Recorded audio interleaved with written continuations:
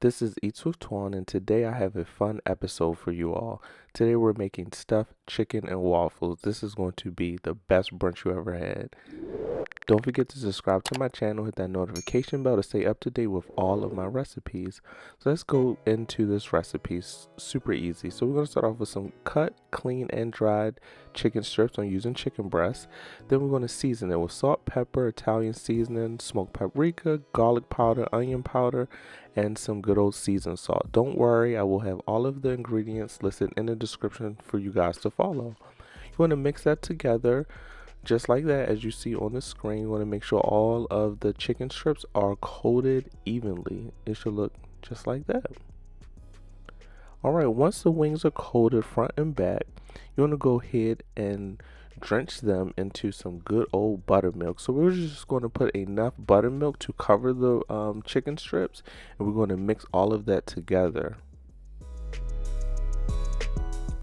Alright, you're going to make sure it's coated. Then you're going to go ahead and hit it with some good old hot sauce. That hot sauce is going to add a nice punch to it. Mix it well and make sure everything is well combined. Now, I did forget one step. You do need 2 beaten eggs. Now, you actually want to mix this in with the buttermilk beforehand, but I forgot. But look, hey, we all make mistakes, right? So go ahead and add that beaten egg to that mixture. You definitely need an egg into the mixture because you want the flour to adhere to the chicken. Alright, once you mix everything together, it should be nice, seasoned, and coated just like that. You want to go ahead and set that aside while you get your other ingredients together. Put that in the refrigerator for a little bit, okay? Alright, so now we're going to go to our seasoned flour mixture. So we're going to start off with about 2 cups of plain white flour. And then we're going to season this flour up with the same seasonings we use for the chicken marinade. So we have our onion powder, then we have our garlic powder, and I will have all of the measurements in the description step by step for you guys to follow. So make sure you head down to the description box for all of the seasonings, okay? So add the black pepper in there, some more of that good old Italian seasoning, and we're just basically putting the same exact seasonings we have on the chicken into the flour. That's going to flavor the flour, and then you already have the marinade. All right, that was some cayenne pepper and a little bit of smoked paprika to give it some color, and then some good old seasoned salt. Not a lot, but just enough, okay? Go ahead and put those mussels to work. Go ahead and mix and make sure everything is well combined. And then once you make sure everything is well combined, you want to go ahead and set that aside. And then let's get our pancake mixture together. Now I'm using Pioneer Sweet Cream Waffle Mixture, but you can use whatever pancake mix you want for this recipe, okay? Follow the instructions on whatever pancake mix, whether you want to do it from scratch at home or buy from the box. Don't make it difficult, make it easy. Alright, take your buttermilk marinade with the chicken out the refrigerator. Let it come to room temperature for a few minutes before you fry it is very important. I would say 15 to 20 minutes or so. On your countertop is fine, just make sure it's covered up. Now, coat your wings in that seasoned flour that we made earlier. And once you coat the wings, once you coat the chicken strips, you're going to go ahead and shake the excess flour off. And you're going to let that rest for about 5 minutes before you throw that into the fryer. That's very important. And your chicken strip should look just like that. Look at that. Pretty good, doesn't it?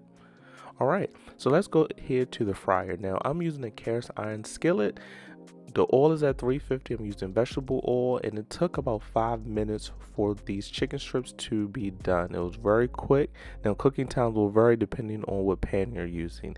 Now look at those chicken strips, crispy, golden brown, and ready to be eaten. Don't you agree? Alright, once you let the excess oil drain off from the chicken strips after come out the oil, you want to go ahead and cut that chicken strip into nice pieces. Nice bite-sized pieces are fine. Now look at that crispy, tender, white meat chicken. It was amazing. I ate a lot off camera. You know how I get down. Now, this is my little handy waffle maker I found on Amazon. I will list that in the description for you guys to purchase. Now, I am putting half of the waffle mixture down into the waffle maker, just like that in the screen, just enough to coat the bottom. Then I'm taking those bite-sized chicken strip pieces, and we're going to go ahead and put that inside of the batter. And look, we're not done yet, so put enough, put as much as you like. Now I did about 4 pieces, and then I went ahead and coat the top with the remaining part of the waffle mixture. Just like that. You want to make sure it's completely covered. Go ahead and close it. And this particular waffle maker, you do have to go ahead and flip it.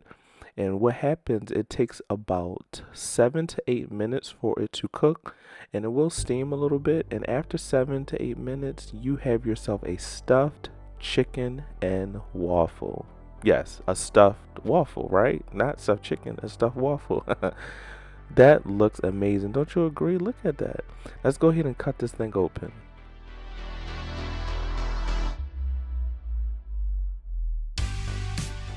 Look at that. We have the chicken inside of the waffle. This is not your regular round and mill chicken and waffles. We have the chicken stuffed inside the waffle. That looks amazing, and it tastes so good. A nice light, fluffy, buttery, sweet waffle with the chicken stuffed inside. Then we add the chicken strip on top. That is what it's all about. Let's go ahead and add some maple syrup to that. Whatever syrup you like, I'm using maple syrup to sprinkle all over it, or you can actually add some powdered sugar to it. Now this was another waffle I did earlier in the day, but yes, you can put some powdered sugar on top, whatever floats your boat. But there you have it. This is Tsp, and I'm going to catch you guys in the next one. Stay up, and I'll catch you in the next episode.